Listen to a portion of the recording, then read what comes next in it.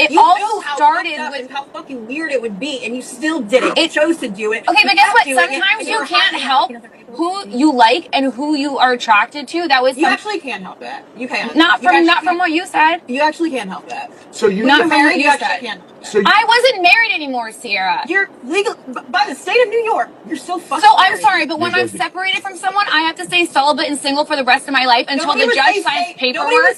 Nobody was saying that you need to stay celibate or what the fuck ever. But there are a million other fucking guys in New York City. But you chose the one that, and you know how much that fucked me up. You chose the one guy. I didn't choose. You're a fucking snake, Amanda. You're a snake in the fucking grass, is what you are.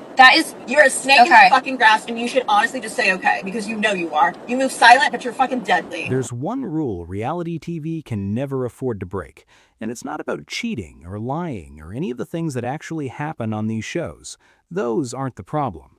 The simple rule is you're not supposed to see how it's made. Last week, someone broke that rule, and the way Bravo responded exposed everything they'd been trying to hide. On April 23, 2026, a Bravo show called Summer House filmed its Season 10 reunion. If you've never seen it, that's fine. Here's everything you need. It's a group of people who share a house in the Hamptons every summer, get drunk, argue, and slowly complicate each other's lives. Cameras roll the whole time. Months later, Bravo airs it. This season, the central scandal was something fans are calling Scamanda. Cast member Amanda Batula, who was still legally married to her co-star Kyle Cook, was revealed to be in a relationship with West Wilson, who happened to be the ex-boyfriend of Amanda's close friend and fellow cast member Ciara Miller. Amanda and West confirmed it in a joint statement in March. Ciara had been asking Amanda directly if there was anything going on. Amanda told her no. Then, after the season finishes, everyone gets put back in a room together for what's called a reunion. No phones, no audience, closed set. The host is Andy Cohen, who has run well over 100 of these, and even he said this one was different. It lasted 10 hours. He called it one of the most intense reunions he'd ever filmed. Well, I am walking out of the Summer House reunion. I probably hosted, well, it's over 100 reunions, maybe 150, something like that. This was one of the most intense we've ever shot. This was a lot. It was very intense, you guys. And it was, every question was asked. Every question was asked. It was scheduled to air May 26th. Nobody was supposed to see it before then. Within 24 hours, raw audio from inside that room was on TikTok. That's when things moved fast. Bravo put out a statement calling it a serious breach of trust. Cohen went on Threads and called it disgusting and illegal. An investigation was launched. Cast members started publicly declaring their innocence, which is its own strange thing to watch. I feel compelled to give you my 2 cents on this audio leak, which is super frustrating and annoying. People essentially filing alibis on social media. But here's what you should actually be paying attention to. That room is built to be impossible to leak from. Phones are confiscated and stowed away. Cast member Kyle Cook said they hide them under pillows during filming. No audience, minimal crew. Even the glam team's hair and makeup are kept physically away from audio range of the set. This isn't a situation where someone left a door unlocked. It's a system that was specifically engineered to prevent exactly what just happened, and it failed anyway. That matters. Not because of spoilers. This isn't Marvel. Nobody's trying to protect a plot twist. What they're protecting is something else entirely.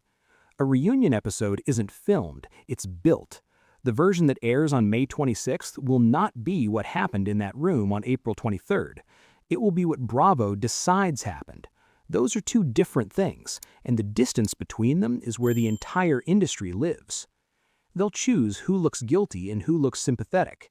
10 hours of raw footage becomes 45 minutes of television, and every single cut is a decision about what reality means.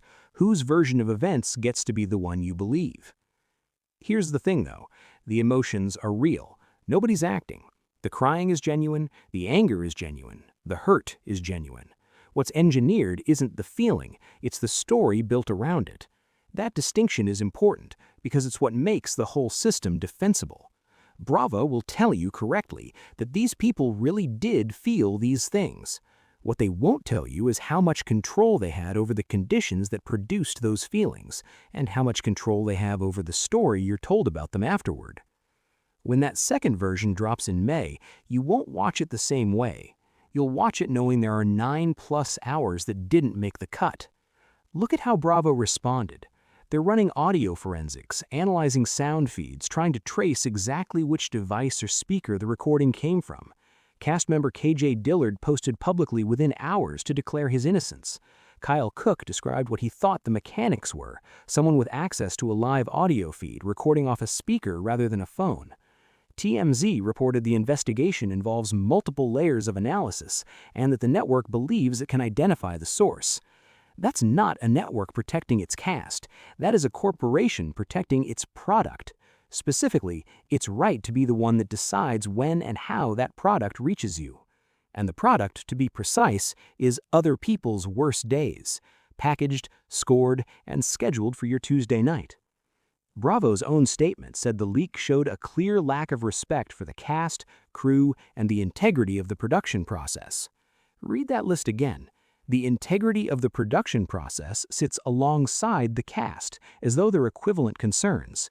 That's not an accident. That's the actual priority structure written in plain sight. Someone in that room decided this story didn't belong to Bravo first. Whether that was revenge or a miscalculation or something more deliberate, we don't know yet, and the investigation will eventually tell us. But the act itself, whatever the motive, forced something into the open that the whole genre depends on keeping invisible. The gap between what happens and what you're shown.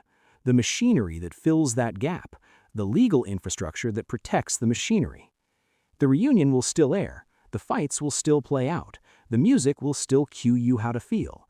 But you'll be watching with a question running under all of it, one that didn't exist before last week. What didn't they show me? That question is what breaks reality TV, not the leak itself.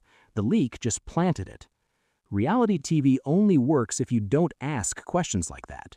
Ciara might regret our relationship and the however month journey we had, but I don't. I'd still ship them if they got back together. I'm just saying. Would you ever give him another shot? It would have to be a world of change or something, and I just don't know what people are capable of, so. Jesse feels optimistic. He just lit up. All that. I can't sit here and say that I, don't still like him, Do you have feelings for him? Yeah, of course,